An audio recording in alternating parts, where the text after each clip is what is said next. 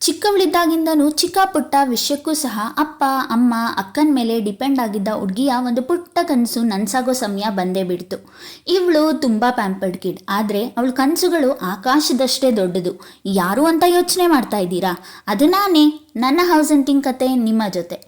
ಬ್ಯಾಂಗ್ಳೂರ್ಗೆ ಜಾಬ್ಗೆ ಅಂತ ಬಂದು almost 3 years ಆಯಿತು. ನನಗೆ ಮೊದಲಿಂದನೂ ಒಂದು ಚಿಕ್ಕ ಆಸೆ, ಅದು ನಾನು ಒಬ್ಬಳೇ ಒಂದು ಫ್ಲ್ಯಾಟಲ್ಲಿ ಸ್ಟೇ ಆಗಿ ನನ್ನ ಎಲ್ಲ ಕೆಲಸಗಳನ್ನ ನಾನೇ ಮಾಡಿಕೊಂಡು ಎಲ್ಲದನ್ನು ನಿಭಾಯಿಸ್ಕೊಂಡು ಇರಬೇಕು ಅಂತ. ನನ್ನ ಪ್ರಕಾರ ಕುಕ್ಕಿಂಗ್ ಅಂದರೆ ರಾಕೆಟ್ ಸೈನ್ಸ್, ಬಟ್ ಅದನ್ನು ಸಹ ನಾನೇ ಮಾಡಿಕೊಂಡು ಆಫೀಸ್ ಕೆಲಸ ಮಾಡಿ ನನ್ನ ಪರ್ಸ್ನಲ್ ವರ್ಕ್ ಮೇಲೂ ಕಾನ್ಸಂಟ್ರೇಟ್ ಮಾಡಿಕೊಂಡು ಇರಬೇಕು ಅನ್ನೋ ಒಂದು ಚಿಕ್ಕ ಆಸೆ. ಬಟ್ ನನ್ನ ಟಿಪಿಕಲ್ ಇಂಡಿಯನ್ ಪೇರೆಂಟ್ಸ್ ಅದಕ್ಕೆ ಓಕೆ ಅಂತಾರಾ? Definitely no. ಅವರಿಗೆ ತನ್ನ ಮಗಳು ಯಾವುದೇ ರೀತಿ ಕಷ್ಟಪಡಬಾರ್ದು, ಅವಳ ಲೈಫು ಸ್ಮೂತಾಗಿ ಹೋಗಬೇಕು ಆ್ಯಂಡ್ ಅವಳಿಗೆ ಎಷ್ಟೋ ಕೆಲಸ ಗೊತ್ತಿಲ್ಲ, ಕಷ್ಟ ಆಗುತ್ತೆ ಅನ್ನೋ ಯೋಚನೆ ಮತ್ತು ಭಯ ಅವರದ್ದು. ಕೊನೆಯದಾಗಿ ಅವ್ರ ಥಾಟ್ ಒಂದೇ, ಅದು ಅವ್ರ ಮಗಳಿಗೆ ಯಾವುದೇ ರೀತಿ ಕಷ್ಟ ಇಲ್ಲದೆ ಅವಳು ಖುಷಿಯಿಂದ ಇರಬೇಕು ಅಂತ.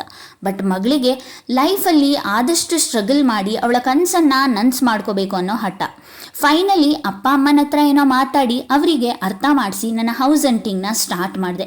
ಇದು ನನ್ನ first day of house hunting. 3-4 ಹೌಸಸ್ನ ನೋಡಿದೆ, ಬಟ್ ಎಲ್ಲ ನನ್ನ ಬಜೆಟ್ ಮೀರಿನೇ ಇತ್ತು. ಎಲ್ಲೋ ಒಂದು ಕಡೆ ನನ್ನ ಈ ಚಿಕ್ಕ ಕನಸು ಕನಸಾಗೆ ಉಳಿಯುತ್ತಾ ಅನ್ನೋ ಭಯ ಶುರುವಾಯಿತು.